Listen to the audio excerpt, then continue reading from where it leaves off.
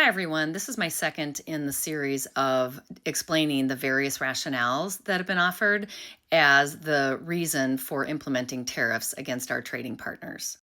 The first rationale was to create external tax revenue, and the second rationale being offered is to bring back U.S. manufacturing. I will explain the challenges with the goal of bringing back U.S. manufacturing, but first want to point out that if bringing back manufacturing is the goal, in that scenario, we would then no longer be dependent on imports to the extent we are. So the total amount of imports and therefore the total amount of tax revenue that would be generated via the external tax revenue service would be dramatically reduced. So that first rationale would not be achieved if the second rationale could be achieved. So putting that aside, the challenges with the notion of bringing back manufacturing to the US are threefold. First, the sheer amount of time it takes to actually move manufacturing from one place to another.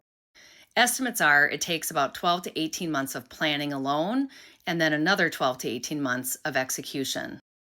So even if it is ultimately achieved, the benefits of having that additional manufacturing are so far out that the cost and the pain of the tariffs will happen immediately and hit the consumer. The second challenge is that due to automation, there simply are fewer jobs to be added. Newer production facilities rely much less on labor than machines in production. So the notion of bringing back the level of labor and manufacturing of the past is simply an outdated concept because automation has replaced so many of those jobs. And finally, the third issue is that the cost of labor in the US is still always going to be higher than the cost of labor in the foreign countries that currently have that manufacturing. So at the end of the day, that cost to the consumer is still higher because the labor here in the US costs more, and that's why it left the US to begin with. So I'd love to hear your thoughts on this, but that's my 2 cents on this rationale for tariffs.